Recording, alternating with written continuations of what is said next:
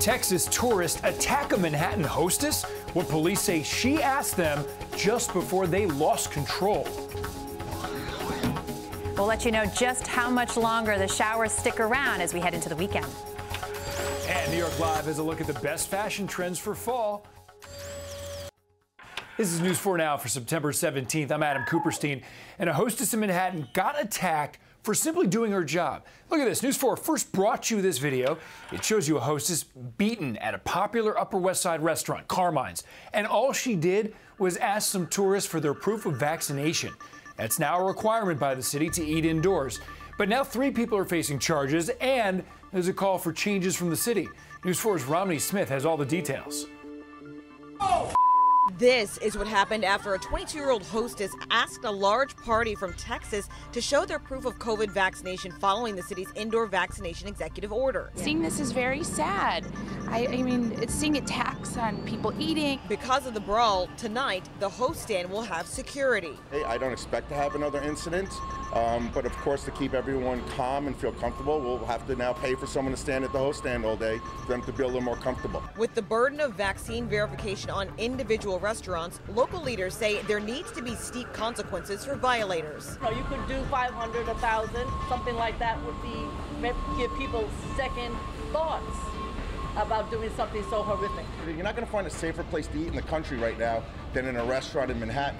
So I'm not against the mandate. I just think there should be higher levels of fines or punishment for people who are morons. Carmine's CEO says with New York's high vaccination rate, a fully vaccinated staff, and the city mandate, he's ready to open up for business today. Now to the search for Long Island native Gabby Petito. Even as her fiance, Brian Laundrie, stays quiet, his sister is breaking her silence. Petito and Laundrie left New York back in June on a cross-country trip, but Laundrie returned to their home in Florida without her. Gabby was reported missing on September 11th, with the last known sighting of her at Grand Teton National Park in Wyoming. Thursday, police in Utah released body cam video from August 12th. It shows officers responding to a reported fight between the couple. Laundrie is now considered a person of interest in the case, and Gabby's stepfather is in Wyoming now, pleading with anyone who may have visited that area to speak up. We're just asking that anybody who has been to this area, has visited, taking pictures, videos, whatever it may be, to go back and look at those and take a look to see if there's anything that may be in there that could help us and help the police do what they have to do to find Gabby. In a media interview, Laundrie's sister says she hasn't spoken to her brother, but says she hopes Gabby is found safe and that all of this is just a big misunderstanding. As for Brian, he's still not talking to investigators on the advice of his lawyer, who says intimate partners are often the first person law enforcement focuses their attention on in cases like this. These are pictures of migrating birds that died after hitting the new towers of the World Trade Center. In fact, 297 dead birds were collected from the sidewalk near 4, 3, and 7 World Trade Center. A volunteer with the New York City Audubon Society found them earlier this week. She is now urging World Trade Center operators to turn off the lights at night or to install decals to keep the birds alive.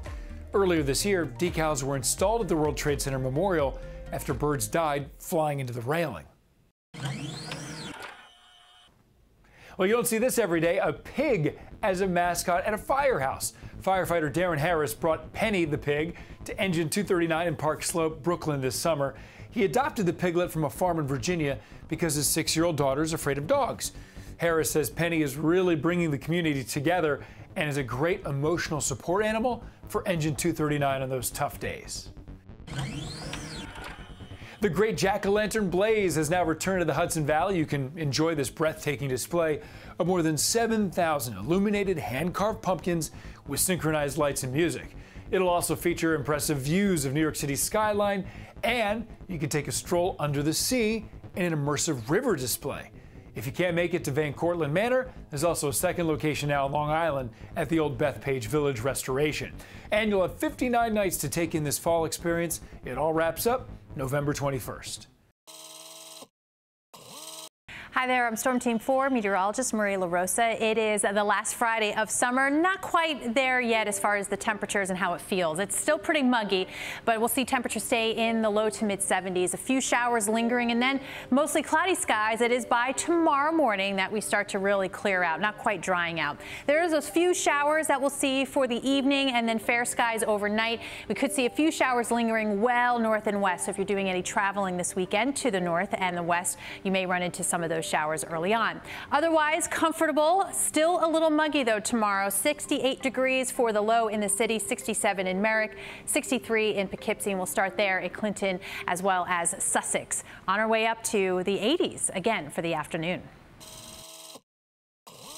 The official start of fall is almost upon us, so it's time to swap out that summer wardrobe, and New York Live is a look at all the top fall trends. Today I'm meeting up with my friend style expert Brittany Levine at Westlake at the William Vale to talk about trends for my favorite season. I'm so happy it's fall. So let's talk about trend number one. Yes, so like many of us out there, just the thought of putting your jeans back on can be daunting. Yes. But I have a trend for you that involves stretchy denim. We have Nancy Rose Performance's jeans that look like they're actual leggings, but they're really stretchy athletic wear that Simone is wearing. Really fabulous. And you could just pair these with a great sweater. This is something from Free People. Throw these on with combat boots, and while you're sitting at your desk or even if you're at the office at work, you'll still feel comfortable the entire time. Now, can we do the same stretchy waistline in a skirt situation? Yes, something like a stretchy skirt with an elasticized waistband in a sweatshirt material is super cute. I love this one from Mango. Under 30 bucks and just paired with that same Free People sweater and you're out the door. Okay, so the next trend I think is perfect for those of us who maybe are continuing to work from home but still want to be stylish. Yes, so we are talking athleisure all day. And my biggest tip to start with is take a coordinate set. I'm loving this one from Weekend Nation. It's a New York City area founded company, and use that as your baseline and then go off from there. Add on a duster here and then add some accessories, necklaces, and that's your day look. And if you want to move into the night, just take it up a notch by throwing a moto jacket over this so she could take her athletic set all day into the nighttime and look fabulous. And finally, when you said relaxed dresses, I volunteered to model this final look. So tell me about the dresses and how to dress them up, if you will. Yes, so the perfect option is a relaxed dress. This is from Skivvies. It's actually meant to work, play, and sleep in. And if you take one of these dresses and then throw on a great man-tailored shirt, tie it up, awesome daytime look. And then if you're going to transition more into the night, I love a nice white blazer over that. Brittany, as always, I love all of these trends, and I'm so excited that we could be comfy and cozy all season long. It was a decades-old art mystery, a missing masterpiece that dates back to the 17th century, was believed to be lost forever. But that Baroque painting was actually hanging in plain view in a New York church, and it turns out it had been there since the 1960s. Here's News 4's Gilma Avalos. A team carefully unloads and unwraps a large 17th century masterpiece on loan for 3 months at Iona College's Ryan Library. A rare opportunity to admire a Cesare Dandini up close. It's pretty exciting and it was unexpected. Unexpected because this masterpiece by the renowned Baroque artist had long been considered missing. Unbeknownst to the congregation at Holy Family Church in New Rochelle, where it's been sitting in plain sight for 6 decades, until it caught Tom Ruggio's keen eye. I had to do a double take. Ruggio is an Iona College professor of art and art history. I saw what I immediately identified as a 17th century Italian painting. He snapped cell phone pictures and texted them to colleagues in Italy and New York. The art mystery led him to the Met, which helped authenticate the piece. The painting of the Holy Family and St. John the Baptist is thought to be part of a series of paintings that includes Charity in the Met's collection.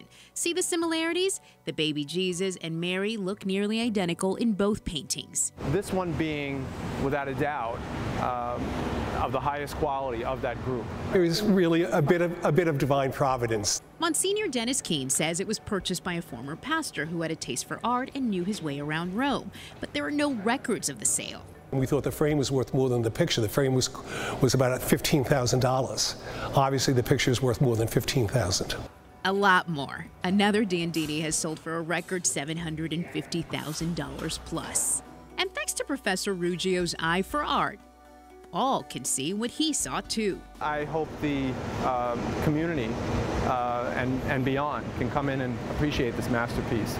Gilma Avalos, News 4 New York. Thank you so much for joining us right here on News 4 Now. We'll see you right back here next time.